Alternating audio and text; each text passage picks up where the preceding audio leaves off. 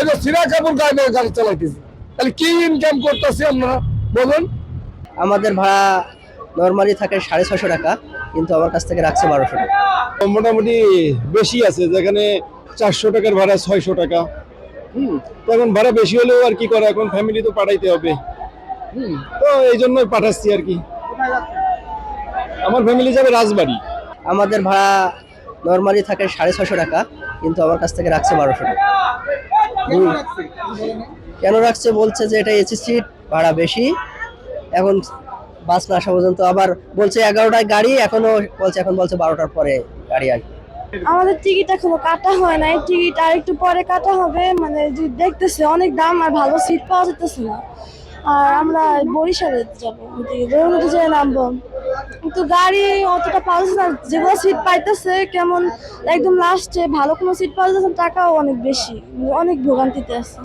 আমি সাতক্ষীরা যাব, আর হচ্ছে অনেকক্ষণ ধরে বসে আছি এখানে, এমনি সময়ের ভোগান্তি আর কি। তাছাড়া এমনি সবকিছু ঠিক আছে, আর টিকিট গতবারের তুলনায় কিছুটা সমান আছে, মানে ঠিক আছে আর কি আগের থেকে। এই 9:30টার গাড়ি আপনার এখন 11:30 বাজে, এখনো গাড়ি আসে না।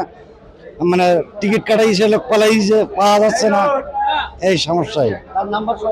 নাম্বার সহ বন্ধ আর কি। তেল পাওয়া যাচ্ছে না। তেল মনে করেন যে অনেক জায়গায় 10 লিটার করে তেল দিতেছে, 10 লিটার। আর এটা হলো আসলে এই খাইজলের তেল হলো আসলে সরকারের। সরকার যদি বলে দেয় তাহলে 10 লিটার তেল দেয়, বলে না ভাই? এই যে সিরা কাপড় গায়ে গাড়ি চালাইতেছি, তাহলে কি ইনকাম করতেছি আপনারা বলুন?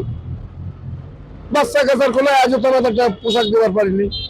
অল ক্লিয়ার রাস্তা, কোনো যানজট কোনো কিছু নেই। মানে এর আগে এরকম হয়নি, এই প্রথম এত ভালোভাবে যাচ্ছে। যাত্রী কম, আগের থেকে অনেক কম যাত্রী। কারণ সেটা আমি বলতে পারবো না, কারণটা কি, যেহেতু হয়তো লম্বা সময়ের জন্য হতে পারে, যাত্রী আগে থেকে চলে যাচ্ছে এরকম। গাড়ি কম আছে, যেহেতু তেল, অনেকে তেল পাচ্ছে না, এইটা হচ্ছে বড় সমস্যা। যাদের তেল আছে তারা চলতে পারছে, যাদের নেই তারা চলতে পারছে না। যানজটটা দেখে আসছি খুব ভালো, পুলিশ প্রশাসনের কাজও ভালো করতেছে, কিন্তু লোকাল গাড়িগুলো বেশ সমস্যা। লোকাল গাড়ি যদি কন্ট্রোল আসে, আমাদের রাস্তা যাত্রীর কোনো ভোগান্তি হবে না, আমরা সুন্দর পরিবেশে গাড়ি চালাতে পারবো। এবার যেখানে সেখানে পার্কিং, যেখানে সেখানে থামায় ব্রেক করে, এই জন্য যাত্রীর ভোগান্তি। আমাদের গাড়ি পৌঁছতে লেট করবে, ঠিক আছে, যাত্রী উঠতে লেট করবে, রাস্তার দুর্ঘটনার কারণ। লোকাল গাড়ি একটু কন্ট্রোলে রাখলে সমস্যা নেই।